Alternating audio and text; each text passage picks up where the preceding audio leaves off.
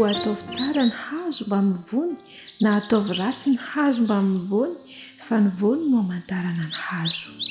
Matitoko 12 andiny 7:30.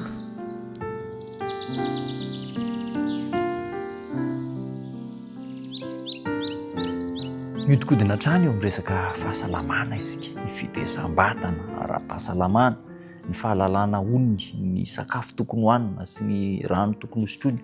Zava-dehibe ry namana, ary tena tokony fotoran'ny fianakaviana tsirairay avy mihitsy ny hoe ahoana ny ananana ny ankohonako fahasalamana mba ahatonga ny fitombon'ireo zanako ireo ho lasa lavitra eo amin'ny fiainana. Rehefa tsy salama anie dia tavela ny zavatra rehetra rehetra. Rehefa marary, tavela ny fianarana, tavela ny asa, ary dia mikorotana ny fiainam-pianakaviana sy ny tokantrano, ary tsy tomombana ny fitombona. Ka izao ny fisiantsika eto ambonin'ny tany dia na ho amin'ny fahasalamana na ho amin'ny aretina. Ny razambentsika tany amin'ny Sahedena, ilay taranaka voalohany namboarin'Andriamanitra zany Adama sy Eva, dia nomen'Andriamanitra ny hatsara-tarehy rehetra tao anivon'ny zavaboary i Adama sy Eva. Fantatsika ny tantara tsy izoviana aminareo fa nandika ny didin'Andriamanitra izy ireo, nihinana ilay hazo tsy tokony hohanina, dia nanomboka teo dia nitotongana ary nipotika ny tombam-bidin'ny olombelona ara-batana, ara-tsaina ary indrindra ara-panahy. Ary hatramin'izay fahalavona izay dia nisy hatrany nitombo mihitsy fa tsy hoe nisy fotsiny hatramin'ny fahalavona dia nitombo ny tsy fahalalana olony sy ny fitiavana hihoatra ny fefy izay napetrak'Andriamanitra iainantsika olombelona. Ny filana no mifehy ny fahaiza mandanjalanja rehetra ary dia mizotra ao amin'ny lalan'ny tsy fankatoavana toa ny Adama sy Eva ny olombelona ankehitriny, mizotra any amin'ny lalan'ny tsy fankatoavana. Ohatran'ny maivamaivana kely ny fiteniko azy, mizotra mankany amin'ny lalan'ny tsy fankatoavana ny fiainantsika zanak'olombelona. Fa voapirofo zany, jereo ny manodidina antsika rehetra, ny eo amin'ny resaka sakafo, eo amin'ny resaka fihinana sy fisotro, any amoron-dalana rehetra, amoron'ny arabe rehetra, isan-kariva dia feno tanora zazalahy sy tanora zazavavy, lehilahy sy vehivavy lehibe mandany vola miliba amin'ny toaka sy ny sigara sy ny kafe ary ny fanaranam-po amin'ireo sakafo manimba izay raran'Andriamanitra. Zany anefa no heverin'ny olombelona fa tena fiainana sy fahasambarana. Indrisy mampalahelo ny toe-javatra, ary iza no ambadika izany? Satana no ambadika izany.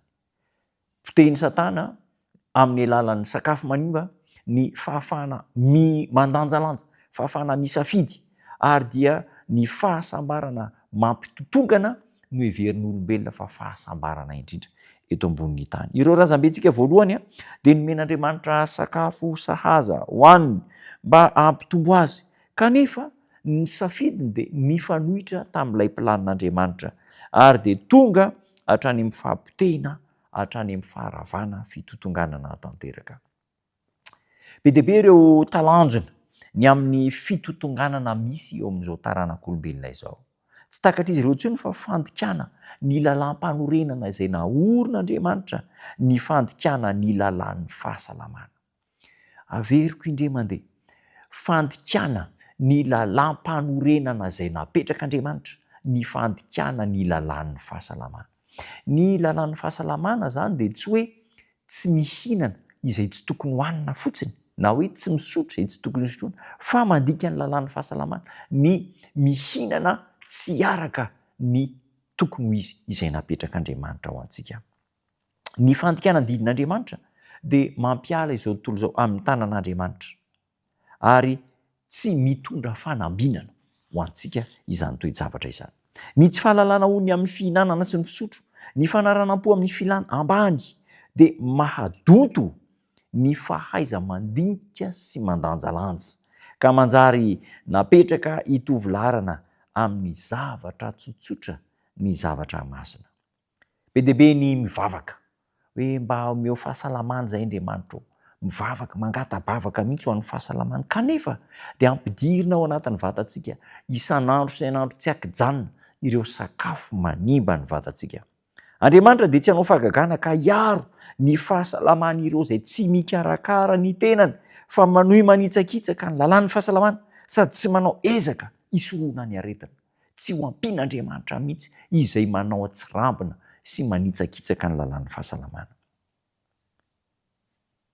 Mahatanjaka dia mahatanjaka ny lohahevitra ny taridalana omena antsika, na ao amin'ny fahasalamana na ao amin'ny aretina ny sakafo izay hoantsika. Inona no safidinao? Andeha hiaino ny tenin'Andriamanitra, hiaino bitsiky ny fanahy, ka anapa-kevitra hihinana sy hisotro ireo sakafo izay nomen'Andriamanitra antsika. Hivavaka isika. Misaotra tompo tsara ao, lehibe ny hafatra omenao anay, mampieritreritra, mahatonga saina, ampio eo hery izahay mba hanao lohalara ny lalàn'ny fahasalamana, satria porofo izany fa mankatoy ny lalàna napetraka ao izahay.